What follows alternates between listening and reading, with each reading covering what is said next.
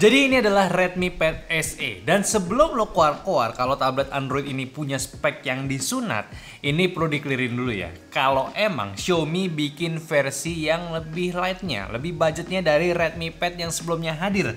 Ya pasti dong tahu tujuan Redmi Pad yang satu ini dibuat apaan aja? Ya setidaknya Xiaomi itu pinter. Selagi kompetitor besar lagi full bikin tablet di harga 10 juta kata semua, harganya mahal banget, mereka masukin gitu ya. Buat kasih opsi tablet harga yang super bersahabat. Lengkap dari yang paling mahal ya. Ada Xiaomi Pad 6. Kemarin baru rilis juga ya. Ini sebenarnya gue agak jahat ngomongin mahal gitu. Padahal ada yang lebih mahal ya 20 juta. Yang paling tinggi ya hibutannya, paling tinggi aja bukan yang paling mahal. Terus ada yang di kelas menengahnya, casual use friendly si Redmi Pad, dan sekarang ditutup lagi di kelasan 2 jutaan kecil untuk tabletnya, yaitu Redmi Pad SE. Jadi 2 jutaan, 3 jutaan, dan 5 jutaan udah dihajar sama Xiaomi dan juga Redmi. Bahkan ada kabar di bawah 2 juta nih untuk yang satu ini. Kalau bener ya udah beliin aja lah kalau kalian ataupun anak kalian ngerengek pengen gadget. Ya, tapi tetap mesti dipantau lah penggunaannya ya. Dan biar kalian nggak bingung lagi, mending langsung aja cek perbedaan besar antara kedua tabletnya, si Redmi Pad dan juga Redmi Pad SE yang baru aja rilis. Jadi sebelum itu juga subscribe dong ke channel ini kalau kalian suka, komen kalau kalian mau tanya-tanya soal tablet ini juga. Dari yang pertama dulu, yang jelas otaknya itu berbeda. Pertama, dia ini pakai Snapdragon 680. Sebenarnya ini setara kelasnya. Cuma si Redmi Pad SE ini ditenagai sama RAM 2 GB lebih sedikit daripada Redmi Pad yang pakai 6 GB RAM. Ada dampaknya nggak sih? Ya tentu ada, tapi nggak besar kok. Dan emang wajar juga. Jadi pas kita coba paling yang kerasa itu di waktu pindah-pindah apps aja. Cuma loading sedikit ya nggak ngaruh lah. Tapi yang asiknya, dia dapat OS MIUI Pad 14 di Android 13 cuy, langsung out of the box-nya. Tentunya juga dia nggak ada iklan karena ini tablet tanpa wifi, bebas dari alur birokrasi negara Konoha cuy. Yang agak disayangkan sih ya karena Snapdragon 680 itu kompatibel dua jenis memori, jadinya buat tablet budget ini masih menggunakan memori 128 GB eMMC ya. Yang nggak usah expect terlalu banyak, cuma tetap kalian bisa nyimpan banyak file foto video di tablet ini. Lumayan lah, 2 jutaan lah. Ingat cuy, kamera ya beda, dia ini cuma di 5 megapiksel aja. Tapi kan tablet cuy, nggak usah terlalu gimana-gimana soal kamera. Yang penting bisa pakai buat video call atau foto-foto dokumen aja sih udah cukup banget kok.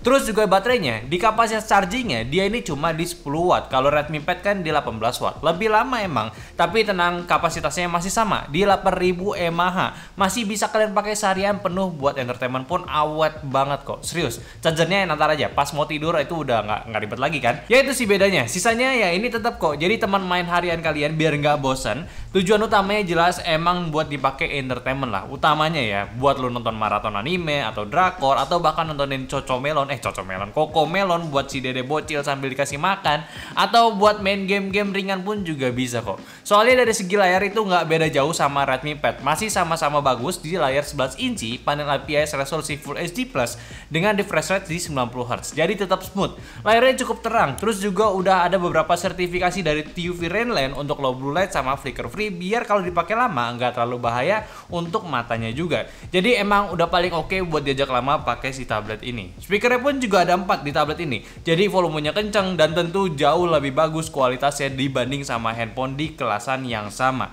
Standar Dolby Atmos ini juga ada speakernya, jadi nggak asal speaker aja cuy. Oh ya, tadi kan gue ngomongin soal kameranya yang biasa-biasa aja. Tapi ada yang perlu diapresiasi juga, yaitu pemosisian kamera depannya itu di tengah saat di posisi landscape. Posisi yang pas buat dipakai untuk video call. Jadi enak gitu, kalau mau nelpon kita nggak perlu atur posisi biar muka sama layar pas siapa enggak nih. Nah, ada fitur Android juga pada OS ini yang pasti sebenarnya itu lu udah nggak bakalan nyadar, tapi perlu gue mention juga. Nah, jadi si Xiaomi ini kan udah menggunakan MIUI Pad 14 punya ya. Nah, dia ini ada fitur auto rotate untuk semua apps-nya. Ini menarik nih. Dulu kayak Instagram, TikTok kan nggak bisa tuh. Kalau misalkan di mode landscape ya dia bakal tetap portrait. Bukan. Kalau kita di mode landscape dia bakal tetap portrait gitu. Ya portrait aja, nggak bisa landscape. Sekarang udah bisa. Emang beberapa tablet pun sekarang udah kayak begitu juga. Tapi setidaknya Redmi ini udah mendukung fiturnya, makanya harus gue mention. Dan soal fitur tablet juga udah tetap aja ada kayak floating apps, terus juga taskbar di menunya, dan juga penggunaannya juga udah cukup lancar, nggak patah-patah. Jadinya ini nggak sekedar smartphone yang digedein aja. Ini sih oke kok. Dan kita balik lagi soal performa. Yang tadi gue udah bilang kayak agak hemat aja speknya. Terus walaupun testing Antutu dan Geekbench score-nya itu nggak besar-besar amat juga. Cuma kalau gue coba main game Roblox pun di handphone ini, tablet ini cukup lancar ya. Subway Surf masih aman juga, ya game-game ringan lah masih bisa. Yang biasa anak-anak pakai buat main game aja. Jadi ada masalah nggak nih? Ya sejauh ini sih masih aman-aman banget kok menurut gua dari tablet ini. Sekarang kita bahas desainnya. Yang menurut gua ini desainnya Redmi banget dari segi warnanya, mint green. Atau kalian mau yang biasa aja juga ada warna graphite gray punya. Kalau misalnya mau yang netral. Terus chassisnya juga gue lihat ini premium punya unibody metal, jadi nggak ada patahan antara back cover dan juga sisi sampingnya. Tentunya juga nggak nempel sidik jari di finish bodinya ini. Kamera bumpnya dibuat modelan juga sama kayak Redmi yang punya bentukan kotak, dibuat simpel juga dengan semacam plastik gitu, dengan bentukan lensa membulat cuy. Kalau buat port dan tombol juga udah komplit, kayak di sisi atas ada 2 speaker dan tombol powernya, dan juga di sampingnya ini ada ya buat untuk masukin SD card eksternal, ya bisa lu tambahin hingga 1 TB juga, dan sisi bawahnya ada 2 speaker lagi USB-C dan juga audio jack, komplit cuy. Paling buat gue yang kurang sih ya di dimensinya ini aja bentukannya tuh kayak tablet. Ya memang tablet sih. Gue sendiri emang kurang suka sama pegang tablet lanjang gitu, kayak takut jatuh. Dan untungnya si Redmi ini juga udah sediain cover khusus Redmi Pad SE ini. Jadi lumayan proteksi esensial sekaligus tablet stand juga yang menurut gue sih wajib buat kalian beli sekaligus setelah beli si Redmi Pad SE nya cuy. Dan lumayan juga cara pegangnya ini lebih enak, covernya punya lapisan kulit sintetis juga, terus buat jadi stand ergonomis pun juga enak, ya aman lah buat jaga si Redmi Pad SE nya. Cuma harganya sih ya gue belum tahu ya, ini untuk covernya sendiri harganya berapa. Kalau stylus didukung nggak di? Ya secara resmi Redmi Pad SE ini nggak hadir barang stylusnya. Mungkin buat hemat budget juga kali ya. Tapi kalau kalian mau pakai ya pengen bisa-bisa aja pakai third party punya yang terhubung melalui Bluetooth, atau enggak yang konvensional punya juga bisa. Gue udah coba. Jadi kalau gue bahas kesimpulannya untuk si Redmi Pad SE ini, atau kalau Redmi-nya sendiri itu sih sebutannya simply entertaining, ya itu udah mengartikan segala hal untuk tablet ini.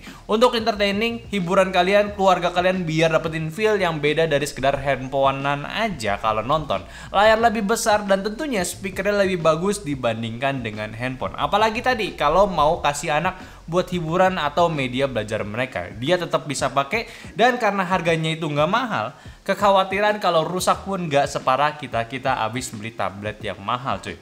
Atau ya kalau sedang buat kalian cari-cari tablet terjangkau, performanya oke dan nggak nge-lag untuk bisnis kalian kayak kasir dan juga pembukuan keuangan bisnis, ini juga bisa juga. Yaitu pun semua udah lancar pula cuy.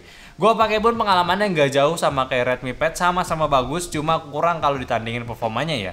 Tapi buat secara multitasking, sosial media, bahkan sekedar nontonin YouTube orang aja, ini cukup banget cuy, nggak ada masalah. Emang si Redmi Pad SE ini ditambahkan dari segi entertainmentnya, yaitu layar dan juga speaker yang bagus. Jadi biar kita puas pakainya. Kalau minusnya, ya sebenarnya mah ada aja. Cuma karena ini harganya di 2 jutaan kecil atau bahkan ke bawah ya di chassis besar ini sih pastinya ada kompensasi kewajaran cuy. Apalagi kalau dibandingkan dengan tablet yang menggunakan spek yang sejenis. Ayo, lu tahu kan udah pakai apa aja dan speknya mereknya apa aja. Ya kalian bandingin aja sama harganya, pasti lumayan jauh sama yang ditawarin dengan kualitas sama si Redmi Pad SE ini cuy. Oke, itu adalah pembahasan gue dari Redmi Pad SE. Tolong bantu juga share video ini ke teman-teman kalian yang lagi butuh tablet murah untuk kalian ataupun keluarga kalian.